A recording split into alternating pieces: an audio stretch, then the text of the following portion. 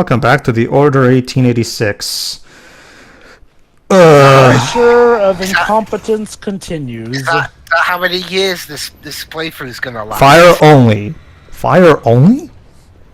What do you mean, like firemen only? A fire. Wait, hold on. Is that like a fire exit? That's like, I think I get it. That's like fire. Yes, in my country, those are specifically called fire cut doors. Check out this bit. Check out this bit. 1, 2. Because here's another fun screw up from me. Ow. Okay. Aye. Yeah, you're actually supposed to target Lakshmi and get her out of the way. I mean, my first instinct was to try to aim at him, because that's usually... You will see in a second, there is a dot on Lakshmi, so... No. Again, in those type of cutscenes, you're supposed to follow that one. No, I get that, Tail, but it's just that usually in the bullet's eye... No, It even makes it visible. Yes, Tail, I get that, but if you'll allow me to explain... Usually when the game goes in slowdown, it's so I can shoot stuff. So my first instinct was to just shoot. On my count of 3. I'll admit that dot pointing towards Lakshmi is kind of a bit out of the way. Like, if you move the camera, the game still allows you to have that dot still be visible, like on the bottom of the screen in this case. I have an even better idea. In defense, though, the way the game has been pretty much conditioning you throughout is aim at the enemies first and foremost. Like, rarely ever has it encouraged you to focus on your allies in one of these quick moments, and even still, that can come off as just a dickish early player trap. Not to mention, I have an even better idea for that. Like, since it's just literally about pressing one button and therefore has no challenge and therefore no real benefit in being interactive, just have him push her down via a cutscene and then we start the shoot down sequence. I mean... Or again, if you really have to have this be a QTE, just have it be a QTE. Plenty of QTEs have already just focused on the character in question instead of needing us to shift the camera towards the person we do a QTE upon. It's inconsistent. Which, yeah, that's been a running problem in this game, but Jesus Christ. Like I can only say so many times this game is inconsistent as all hell. Yep. Like I've said before, I agree with Sam Lake that there's nothing inherently wrong with a cutscene. In fact, sometimes it can actually be preferable over forcing a game to be interactive in a way that comes across as awkward. I view... Sure wish that worked out in the Quantum Break. Well, yeah, yeah, Teo. That's I never. You know what I said, Teo? Do as I say, not as I do. So. Wow, famous developer for getting their own advice. When we see that before. Okay. To be fair, Control didn't have that problem. So after that, he went back to making good games. Okay, the thing about QTEs is that when they started off, they were a good idea.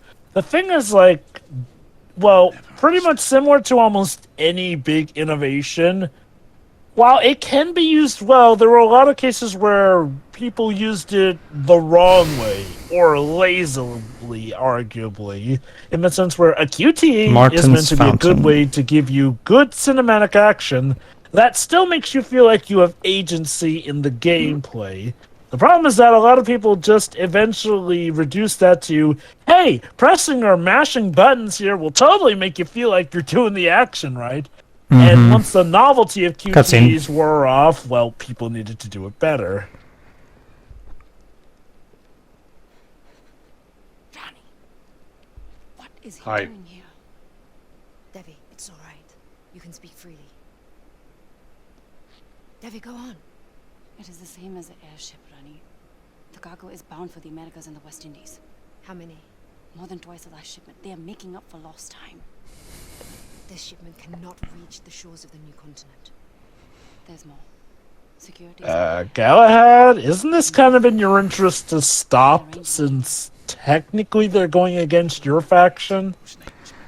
One of your esteemed lords. If he's coming here for a meeting, then you shall see for yourself. Okay. Oh, I wonder who that esteemed lord could be.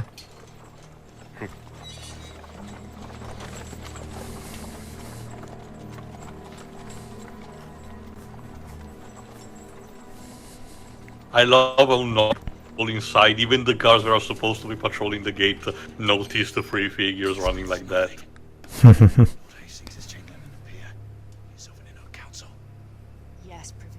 orders operations. How convenient for him. You imagine conspiracies when none exist. Look at the cargo note and talk to me of fantasies.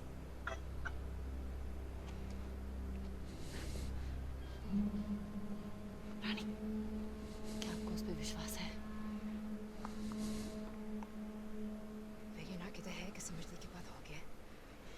Who is that scientist? I wonder who that scientist is.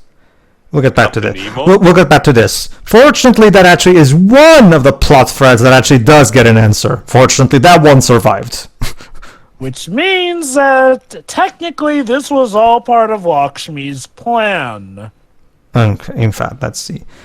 All right.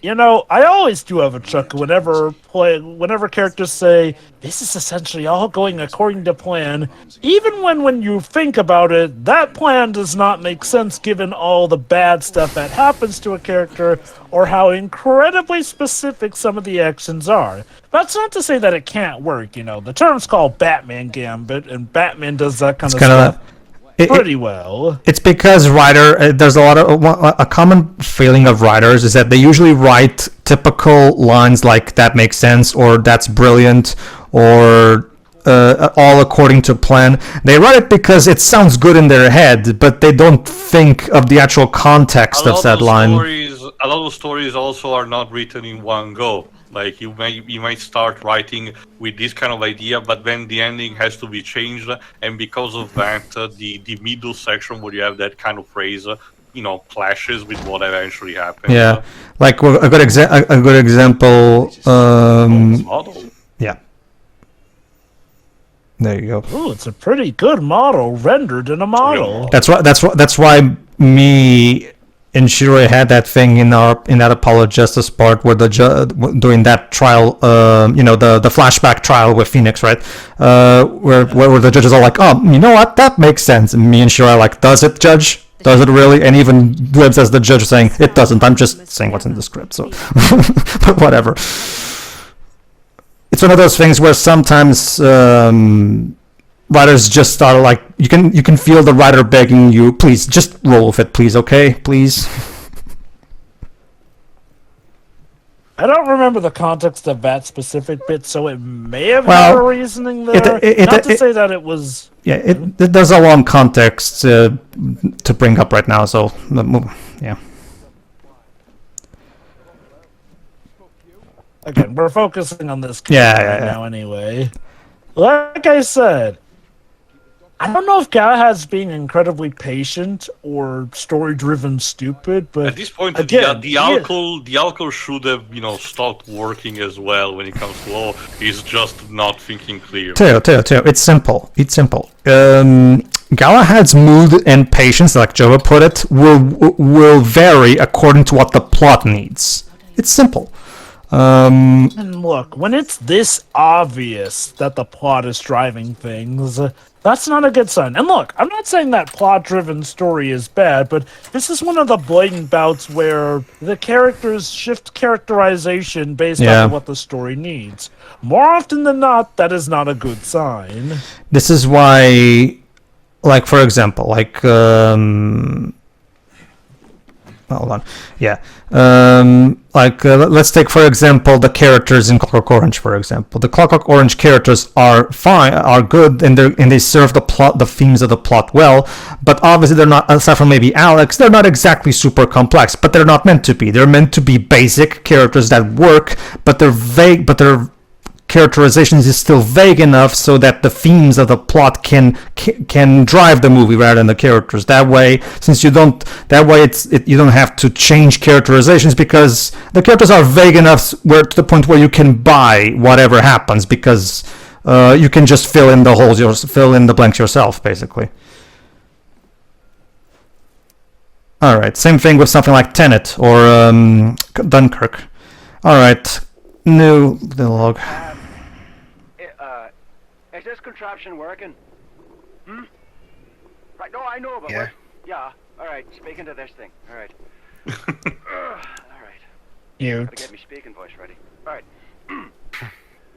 October 13th, 1886. Cargo inspection log. It's It sounds nice, I guess. It's like in Star Trek. I guess I do have to wonder, though, how does this complement the story exactly? Okay, to be fair, this is actually like, it has to do with the cargo that we're looking for. So technically this does relate, to be fair. Okay, fair enough. Plus they are talking like they would back then, so... Well, yeah, sure, that's all fine and well. Okay, look. The way these sort of logs should work is, first and foremost, they should be able to enhance and, complement the story. They should not be what the story hinges on, mind you. That being said, this is not to say that you can't have some random miscellaneous stuff either here, but if some things feel like they have no rhyme or reason to being there except, oh, we wanted to put in people reading this or that, then just don't bother. It's kind of like that stupid... sorry, go on. Thought you were done. That said, I guess this is fine. Go on, Pedro. It's kind of like... well, we've talked about in our Quantum Break playthrough about that, the collectibles have that subplot about somebody writing a screenplay. Remember that one? Like, and that is so irrelevant and not even particularly charming or funny or anything. It's just kind of weird that even Theo pointed out in our playthrough that it was so weird that they dedicated like a full-blown collectible subplot to this fucking screenplay that has nothing to do with anything. Like, on the one hand, it's a collectible, so I guess you can ignore it. On the other hand, though, the fact that they went as far as to actually write out the entire damn script does make me wonder how much time was dedicated to that. And I know, some people may be thinking, well, maybe it was just a fraction. And look, I'm not a game developer. That said, I have learned enough in a lot of designer courses, or heck, just know-how and knowledge about game development cycles to know that in game development, every minute really does count for something. So if something is used for what's essentially a waste, it can be felt. Look how good! Look how good I am at the Order 1886. That's when you know it's good gameplay. Wouldn't it make more sense for you to be swiveling the analog stick in a circular motion? Like in the God of War games. Huh? Yeah. Again, like I said, with some of these QTEs, they don't even make sense in the context. And you're screwing up something as simple as QTE context.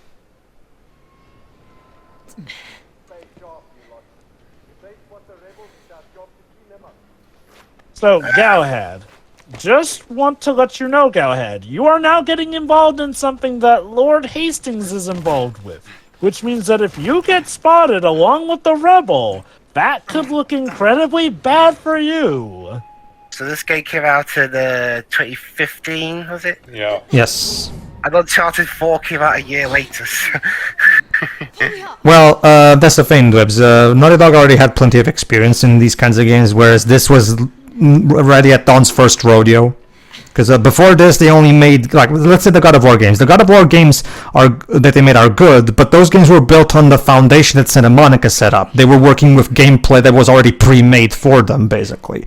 So, of course... Okay, I forgot... Oh, sorry, go on. Well, what else did they make? They also made... Okay, the question, Taylor, because I never played that one. Was Daxter, like, significantly different in gameplay compared to the mainline games? Okay, I never played Daxter, so I wouldn't know. And like we mentioned, according to the chart that was leaked by the time we recorded this in time, apparently it was the first part, the highest selling first party on the PSP. Sure, Like, with the numbers that it had, it might not mean that much, but it's kind of a testament to the quality of the game. Question, did they also make Size Matters? Or was it somebody else who made that? No, they both did Size Matters and Secret Agent Blank. Oh, okay. And that one also has a gameplay that is fairly different from the typical. Yeah. Well, game. okay. Aside from those games, because I can speak for Daxter because I haven't played it, but I can speak for the God of War games. And again, it's basically using the exact same gameplay formula, controls and all, from the PS2 games. So again, that was a fairly easy thing for them to get done. This on the other hand was their first time ever making a full-blown console AAA game on their own where they had creative control and had to actually do the creative part, because the actual creative part of those God of War games was done by Santa Monica. So this is a whole nother thing. Like, it's much harder to do. This was their chance to prove themselves, which, unfortunately didn't really work out. Whereas Naughty Dog, of course, by the time Uncharted 4 came out, but Naughty Dog by that point had experience with 3 Uncharted games and 1 Last of Us game. So by that point, of course, it was far easier for them to get that game right. This game was ready at Dawn's first rodeo. So... I think it says a lot, though, that after this game and some game called Deformers, they were at best relegated mainly to Oculus Rift stuff. Which apparently, again, it does work out for them anyway. So. Yeah, like when it comes to... It is definitely a bit of a pedestal... Well, okay, maybe pedestal fall isn't the right term, because it's not like they were incredibly renowned or anything. But this game definitely left a mark. Like, obviously the plan was for this to be Sony's new crowning IP, and given the fact that Order 1886 has gotten nothing outside the game, to my knowledge, that evidently did not happen. Hell, even Heavenly Sword got a movie. This didn't get jack shit. Well, look at, for example, the Uncharted 1. Like, if you go back and play Uncharted 1 today, especially the original PS3 version, because, Bluepoint did a good job in, polishing things up quite a bit by inserting some elements from the later games. But if you go back to the original PS3 version of Uncharted 1, the gameplay is just average. Like, it's very rudimentary. Fortunately, the game has a really good, some really good, solid, funny writing to keep itself entertaining. But yeah, if you go back to that game, the gameplay is very 2007, and it shows. Another example is the first Last of Us game, where, again, for the year it came out, the gameplay was incredibly basic, even clunky in some regards, but the story... The story gripped people enough that, it was considered great. I will argue Uncharted 4 is probably, like, that game probably really does a good job in having some genuinely great gameplay, like, compared to Last of Us Part 1, definitely. Especially the set pieces are, in my opinion, the best in the series. The final boss is really good. Like, it works really well. Like, but The Last of Us Part 1, the gameplay was more, which I can get that was kind of the point. They wanted it to be more subdued compared to the bombastic Uncharted, which again is fair. If I may, go on. The thing about Naughty Dog is, like, well, you can always be sure that they will deliver in the gameplay department, but it doesn't necessarily feel like they are the supreme best in the gameplay. No. What they deliver is very straightforward, for better or for worse, which, again, that works for the most part. But it is about where, when you analyze a lot of the gameplay in a lot of their games, it is simple compared to more stellar games in the gameplay department. Which is honestly Naughty Dog are definitely a company recognized for the full package, essentially. Oh, sure. Like, if you take the gameplay of that, the gameplay is not like super amazing, like masterclass, but honestly, I don't need it. I don't necessarily need a game to be that. As far as the overall package, like Jova just said, is cohesive and works well as a whole, that's fine by me. This game, for example, like, this game's gameplay is very rudimentary. The problem is that the gameplay of this game is overly simplistic. There's little to nothing here. Like even Uncharted 1 at least had set pieces. Like, this game doesn't really have set pieces. It's just the gameplay boils down to either QTEs or just simple cover-based shooting mechanics, which they're functional. You don't get proper boss fights as a result. Hell yeah.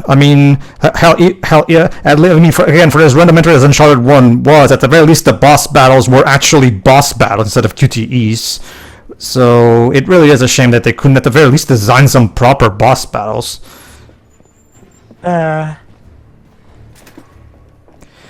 Like, if this game came out in 2007, it would be more forgivable. 2007, product of its time, but this came out in 2015. By this point, we had Uncharted 3, we had 3 Dead Space games. Like, by this point, something as overly simplistic as this was just not acceptable by this point. I think it says a lot that despite this coming out when people were all crazy about how great video games could look, that the visuals of this game did not really do it any favors. Not to say that they're bad. Oh no, these visuals are great, but nobody really stopped to praise the visuals as something that salvaged the game. People did praise the visuals, but it was never to about where people let that blind them from, realizing the problems. And I'm sure there may have been some people out like that, but no. The general consensus recognized this is a crap game, despite of how many pretty visuals there were to try and distract the audience from that. Well, the primary problem people had with the game at first, like in the first place, was the price point. Trying to sell this game for $60 was a mistake from the get-go. They should have tried to sell this at a Miles Morales style budget price. Oh god, if this game were released nowadays, they probably would have tried to sell it for $70. But yeah, no, I mean, the reason I bring this up is that it is clear that they were coasting on the visuals for this game. Now, I'm not going to act like they had no faith in the gameplay, but no, it does feel like they definitely wanted to show off how great these visuals were above anything else. Well, that's the thing, Joe. If you check in interviews with Rui, the writer and director of the game, like, he mostly talks about creating a strong, immersive narrative experience and shit like that, which, don't get me wrong, that's cool. But it really does show that the gameplay was clearly not among the top priorities. Let me put it like this. Pretty visuals and tons of story do not automatically make a great cinematic game experience. Ghost Trick is a great cinematic game experience. And it was a DS game. Pixely on the DS. Again, even with it looking pixely on the DS, Ghost Trick outdoes so many alleged cinematic experiences in gaming. Well, it has something that can actually write. No, obviously, like the same problem with it's the same problem with it's like I said in one of our parts of Before the Storm. Like, I would have no problem with games like Life is Strange just being, choose your adventure type games where it's mostly driven by the story. That's fine. Like, obviously, I would prefer something more balanced, like God of War Ragnarok, where there's plenty of gameplay as well as the story. Like, create that full package. But obviously, since Life is Strange is a more budget type series, yeah, sure, prioritize what you think you're best at. Sure. Problem is, since that game, which is why the experience of that game has to be fully carried by the writing and the voice acting, which is why I complain about the voice acting in Before the Storm so much, because the voice acting in that game being bad is a real problem, because if you can't buy what the characters are saying, what's left? I mean, the story is ruined in your eyes if you can't buy if you're distracted by how bad the voice acting is. And considering the gameplay in that game is very, very minimal and clearly just made to serve the story, what's left, really? I mean, the graphics aren't exactly great. The music by Daughter is good, but I might as well just buy the album instead of playing the game then.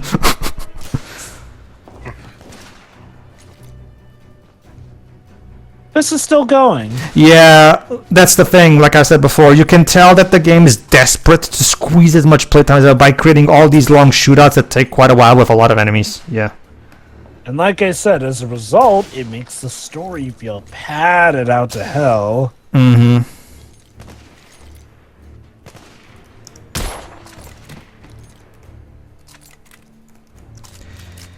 Indeed. And again, Galahad, you better hope that this is worth it, because now you're officially trespassing on Lord Hastings' business, which, as far as I know from the Knights of Yoda, that's a big no-no. And I know where they're going for with the twist here, but like I've mentioned, this behavior does not match Galahad's outset.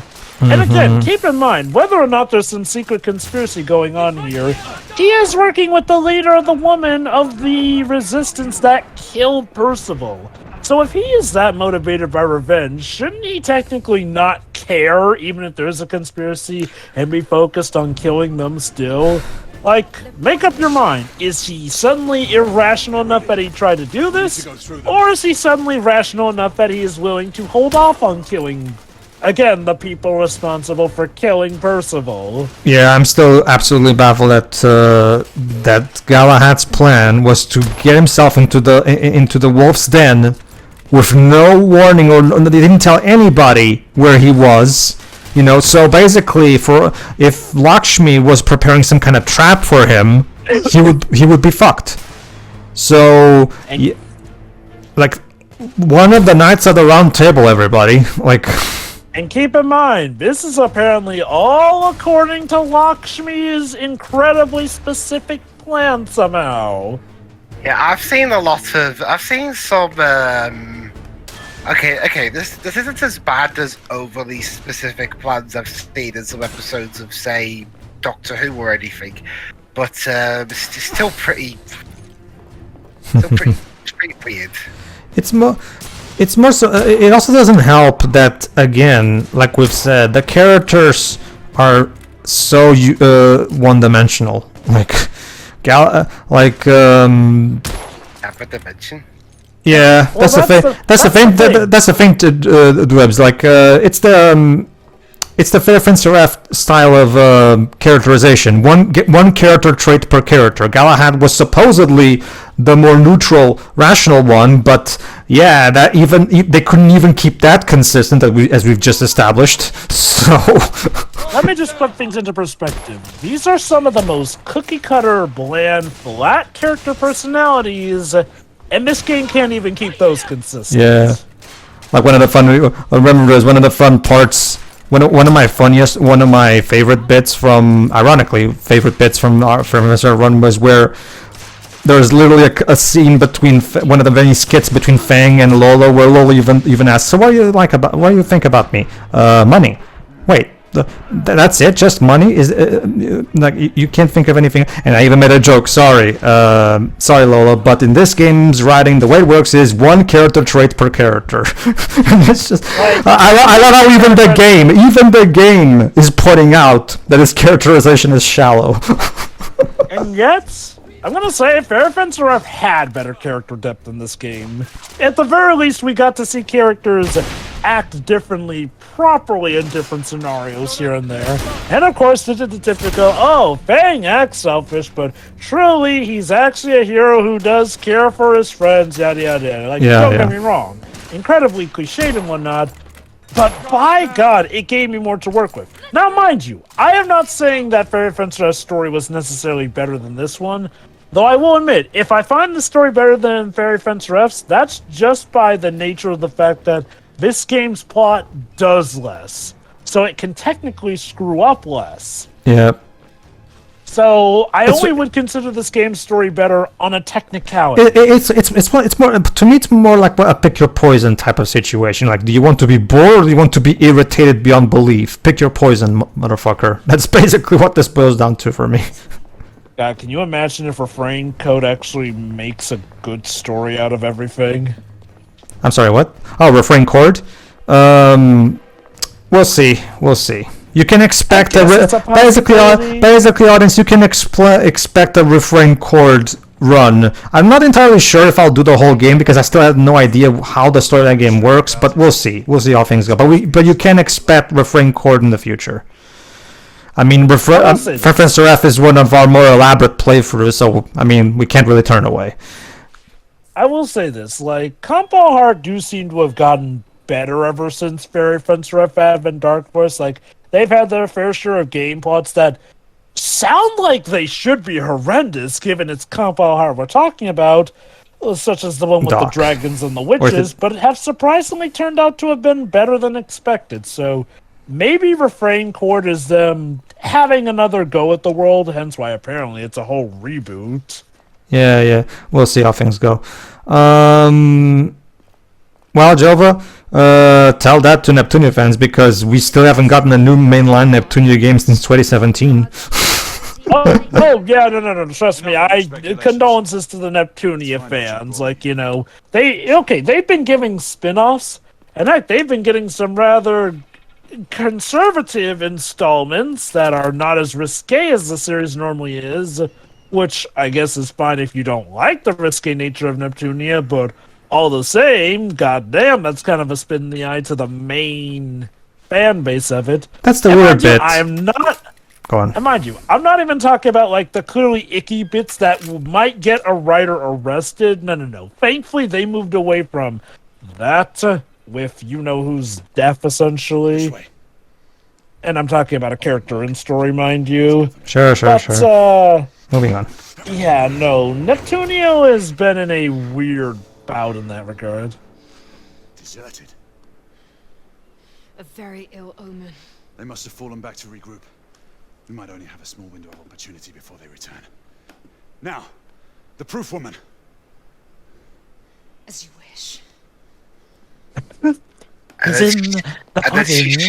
then she shoots him. Yeah, give me the proof. Okay. There's your proof. Well, Dwebs, that's the thing. Well, that's kind of part of it, Dwebs. I still have no idea what Galahad is thinking. This woman could very well be leading me into a trap, considering I kill a lot of her friends, but I'm still gonna trust her. Again, the thing I don't get is, Hold on. Galahad's main... Actually, no, I forgot. You still have to search for the things. Go on. Go on. The main thing is that Galahad's vengeance was just about the fact that Percival was killed. So, my best guess is that the reason he's going along with this is that he wants to find out why Percival was killed. But the game does not illuminate this point well. Because again, keep in mind, when we last saw him, prior to talking to Lakshmi, he was on a, let's call it a dull rage, because the game did not actually portray his rage well, but gameplay-wise, he went on a rage killing people left and right from this group. But again, the moment he's confronted with the leader, suddenly he becomes rational enough to spare her, I guess because he wants answers. Which, again, why couldn't you have tried getting that from one of the many people you tried to shoot? Not to mention... I don't think we can figure out how he figured out Lakshmi was the leader of the resistance. Not to mention... Because she was the only girl he knew of in there. Yeah. Not to mention, I have an even better question. You want answers. Answers for what exactly? I mean, as far as you can... I mean, you and the Rebel... the Order and the Rebels have been at each other's throat for apparently years at this point, right? Or centuries even, maybe. So, what would be the answers? Answers for what? Obviously, the Rebels... Okay, from your perspective, the Rebels killed Percival because because Percival was an enemy in their eyes. I mean, do you really need any kind of other... What answer are you exactly looking for? Exactly.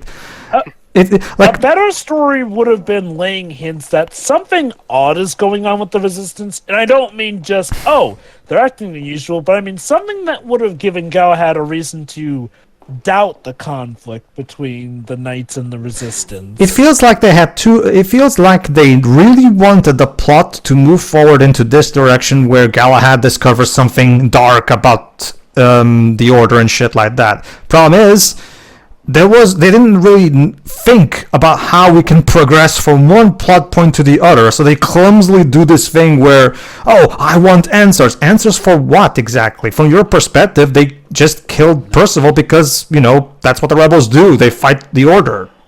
Like, whatever.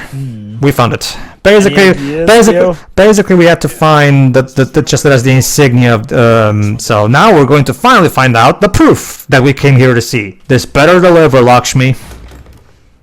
It's actually the Ark of the Covenant. I mean, that would be cool, and it's not like Indiana Jones is copyrighted having the Ark of the Covenant in a random box. And... Look, Hard Knight. See the evil we both fight against. Vampires. A vampire. Dun, dun, dun. Okay, so there you go. Stoker's Dracula. That's their twist. So, the reason the Rebels are fighting the Order is because the Order has been secretly carrying sending, transporting vampires. Colonial territories of Yes. the UK. Okay, actually, it's specifically Lord Hastings. Yeah, Lord. Well, remember, Lord Hastings is technically he's always part of the meetings, so technically he is kind of part of it.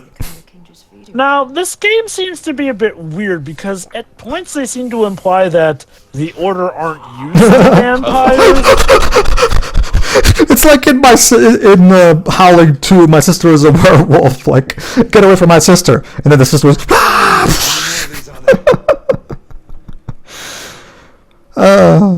Enough to affect a city. So yes, in this game mainly focusing on werewolves, let's introduce vampires to the plot. So there you go, ladies and gentlemen. This game is now about trying to stop a vampire apocalypse. Yes, Theo? Well, I had to wait for the part where the party's over to mention what I have. Sure. There you go, Dibs. This game is now about stopping a vampire apocalypse. I'm genuinely convinced that a lot of these plot threads were going to be part of a sequel, and this would be revealed later in a more well-paced manner, rather than just, oh, suddenly now it's all about the vampire shit, and...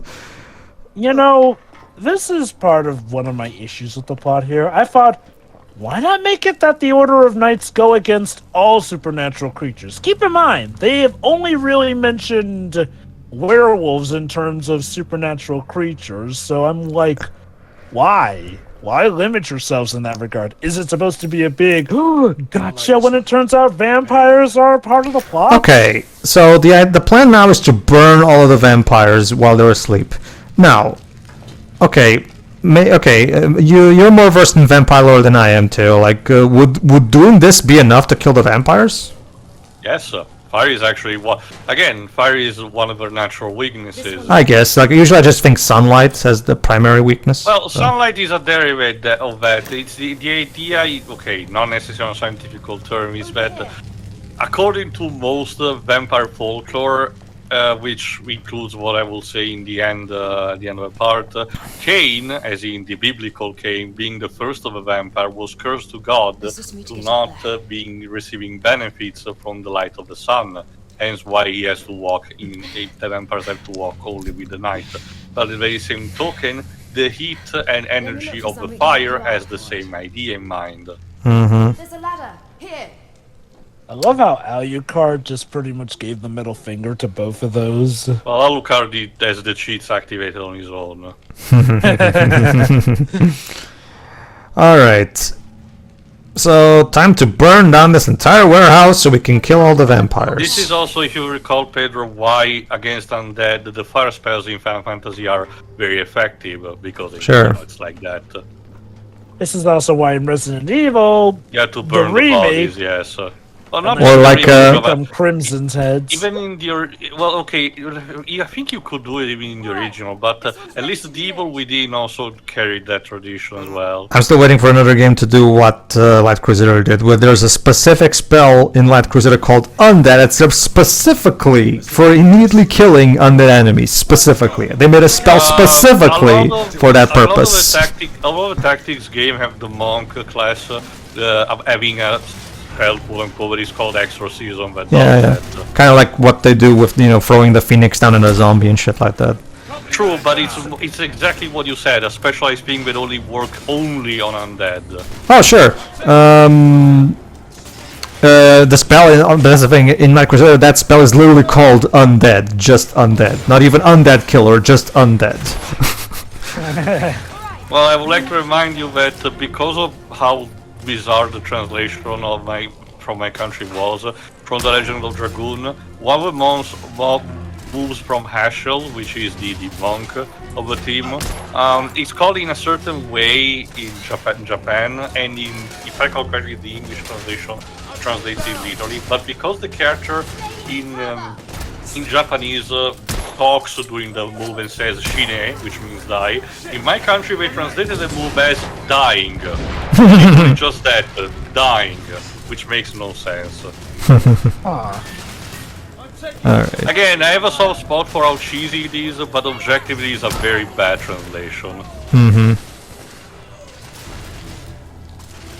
But yeah, no, let me go back to the thing here. Like, again, introducing vampires feels kind of like a move of desperation, honestly. Like, Let's not forget it. Weren't we yes worried and about no, the... Jova. If anything, it's logical because it's clear that the devs are a fan of a certain thing, but again, we're close to the end of the part and I don't want to interrupt any other cutscene. Well, let me complete my point, though, is like... It feels a bit like a move of desperation in the idea that, again, we've been dealing with werewolves, but suddenly vampires with almost no rhyme or reason suddenly showing up. Again, like I said, I feel like this could have easily been avoided if you just made it that the knights were hunting all manner of supernatural creatures, but no, bro, let's That believe being said, I it's actually mainly kind of just like werewolves. this music theme. Honestly, when it Quivering violin. honestly when it to the choir. honestly when it comes to the music in this game, honestly, I never really remember any of the tracks after I'm done playing. To be honest with you. I can appreciate some of them when they're good in the moment, but yeah, I won't deny I can't remember. It's one of those these. mostly unmemorable things in a sense. There's nothing technically bad, but there's not something that you will bop immediately after. Yeah. Well, I mean, I've even heard better tracks that are just pure atmospheric. Hmm. To be honest. All right. Forgot. There you go. Was Bloodborne released the same year or in Yes. 2014? 2015. Okay. Because this music actually sounds a bit similar to that. There's a bit of a style that goes to make creepy Victorian-esque era music. I would definitely say that Bloodborne had better music though. I don't even remember who was the composer of that one. Because It wasn't Sakura. I know it wasn't Sakuraba because Sakuraba only no, did Sakuraba last worked on Dark Souls 3 and that Yeah. was mostly on a support role. If anything, again, Hidetaka Miyazaki gave a chance starting first as support and then becoming the main composer again for for Elden Ring. To I forgot his name. Essentially, a composer that is stuck from Software since the PS2 days from the Shadow Tower games. So that's pretty cool, actually. Also, style evolved. Holy shit! So many bullets. Well, yeah, that guard having an element means it's resistant or immune to headshots. It's gonna be a lot of cleaning up later on. Yep. I remember that was the plan. The plan is to burn the entire warehouse whip, so we're just gonna burn it all. There is actually a game glimpse where it's about a first person where it's about murder scene cleaner. So it's played more for less for anything. All right, are we done here, game? Okay. Are we done yet? I also love how the warehouse leaves a lot of flammable chemicals laying around. I know that it might have been more common during the Victorian era because people either did not give a shit or were careless. But oh, look at that! wolves. A lichen. Hey, shouldn't you hate vampires? If anything, you should be thanking us for burning them. Oh yeah, that's gonna stop it. Apparently it did. Huh.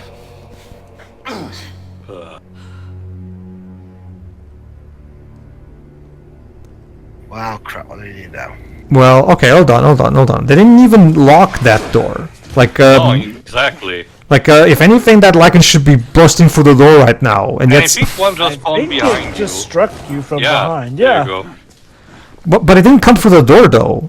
Like, that's the thing. It came from the other side. Space is what, and time is bendable. Like, it's just like. Now again, you may be wondering, why would the lichens be mad at us for burning vampires? Well, Sorry, go on. No, go on. well, it's not like they particularly care either way, Joe. I remember, lichens by nature are more instinctive, animalistic as well, so... I'm just saying, pretty bad time to attack us. Like, dudes, the Yeah, building's unfortunate burning. coincidence. Like, here's an idea that the way Rui could have directed that scene. Instead of having them lock the door, make it so that he bursts through the door and then lunges forward into the middle of the room. Then the boss battle can start. You know, that felt like would have been a more logical way of directing that scene and transitioning into the boss battle. Or right, well, So, yeah, what like I passes? said, I guess Well, it what was- passes for a boss battle, I guess. I guess. So, better or worse than the QTE segments? Well, that's the thing. All these sections boil down to is just shoot them as they come towards you. And press it. Yeah, that's all it is, really. Like, even if you get hit by them, you can just press X to avoid them. But even if you get, as I've just demonstrated, even if you get hit by them, the health regenerating system will heal you quick enough so that it won't matter. So it's practically impossible to lose these battles. Hurry, break down the door. Well, like I said, pick your poison. Which form of boss do you prefer? These werewolf segments or the QTE bosses? I guess the QTEs, because they're over faster. Oh. He just Galahad, you tackled had a knife. You should have used it from the beginning. He has a knife and guns. He's a good shot, too. I know, we're gonna need to have actually doing that. You go, girl. I guess Yeah, shoot. see, you have a gun. Why didn't you do that prior? Well, it worked, so moving on. Yeah, moving on. Next. I never thought to see you again, daughter. How did you find us? There's no time. The company's forces are gathering at the shipyard. We must flee. Night. Did not tempt fate. Yeah, But come what on, has was Galahad. done. But we didn't do anything. Well, technically, we already burnt the place, so... That's Yeah, something. that's a job well done now, isn't it? Alright. This horror must be made known to the council. Tread carefully, Knight. Yeah. I'm sure we're gonna Company listen cannot to succeed you. without powerful friends in the Yeah. government. Yeah. You saw on the docks how your own ranks have been infiltrated. If it is as you say, then surely I would The have war suspected. has turned against the half-breeds. They are now using the United India Company to spread terror throughout the world. You must help God us. damn it, the Brits have screwed us again. Now they're spreading vampires all over the world. Crashing down. Literal undead STDs. Hey, we tried to contain it. You did? Did a bang up job. You did a bang up job then. Where shall I find you? The Holy Order of King Arthur could not stop them. I didn't say we succeeded. Sure. Alright, and now time for another stupid ass moment from Galahad. Chapter 10, Confrontations. Alright, keep this in mind. Chapter 10. Hold on. Chapter 10 started right now. Keep that in mind. From me. I saw you at Whitechapel. Galahad, just tell her. You can trust her. She's your trusty protege and longtime companion. She'll believe you. Less than I love how he didn't even go back to get his gear from the pub. Yeah, Galahad, if she knows nothing, then tell her. You can, I mean, if there's one thing I that guess he's established... not trusting her either. I don't know, Teo. Like, I'm gonna agree with Dark Lord Joe the 1. If there's one person he can trust, it's Igraine. As in, she might be a vampire as well. Okay, the problem with When you that line of introduce an thought... element of paranoia, who can you really trust? Okay, the thing is, though, he never gives off a line of dialogue that suggests that's what he's thinking. Yeah, but at the same time... And I don't mean sorry. like when he's talking to her here, it's like he just goes, you know not of what you think. Like, I think a better way to go about it would be to have him try and test her loyalty with a sequence set of dialogue. Well, that's the thing, Teo. Like, if he's so paranoid that he can't trust anybody, why is he about to tell the council about it, then? Like... Wait, oh, I thought he did not talk to That's them. also a good point. Yeah, he's literally just telling this to the Lord Chancellor. I mean, if he can tell to the Lord Chancellor and Lucan, why not? I distinctly remember he did not talk to them. Well, as you can see, he did. Well, yep. But why did Dark Lord General made a point of him not talking about it? I remember you saying that. No, he made a point of not telling Igraine specifically, if I remember correctly. Which is true. Yeah. All you need do is journey to Blackwall Yard. And his criticism makes sense. So you're willing to tell, again, the leader who could just as much potentially be corrupt, but not agreeing, your trusted ally. Like, here's what I would have done here. If you really have to have him clam up, have it be that he's testing the waters to try and find out who's the traitor in there. I have no opinion. I don't know. I have no opinion. I'm just too blind to have an opinion on anything. And again, Yeah, I don't... Galahad apparently just... Yeah, even Galahad by... Sorry. just left... Go on. Again, Galahad just left his equipment at the pub. Sure hope nobody might, steal that stuff and try and replicate it. That's a thing, Joe. But he's about to get the equipment back, but he does it off screen. Trespass on the Sorry, Dubs. Drastic circumstances call for drastic. Yeah, even by the standards of this game, I don't really care for Lucan. Honestly, he's just kind of generic, stiff, bland guy. Even by the standards of this game, he's particularly bland. He has zero personality. Also, can I just voice a frustration that all that spy work we did just essentially yields to a bout of him telling the guy in charge, and him just going, "Oh, most ridiculous," and just scuffing it down. Yeah, I think, Joe, if I remember correctly, I think the moment where he does say he didn't tell anybody is when he's about to go into that adventure with Lakshmi, where he goes in there without telling anybody where he is. I think that's where he says... The game is not over yet. If it presently, it will come up eventually. Sure.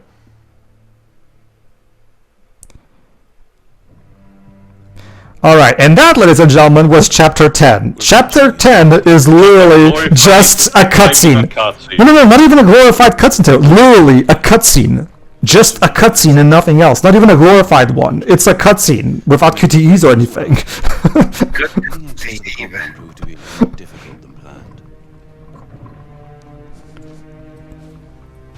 And it's gonna... Yeah, Chapter 11, Brothers in Arms. So there you go. Chapter 10 lasted a whole 2 minutes. No game. Having chapters being this short is making us complain me naming these parts. Well, Pedro, in a book, sometimes some chapters are only like a few pages long.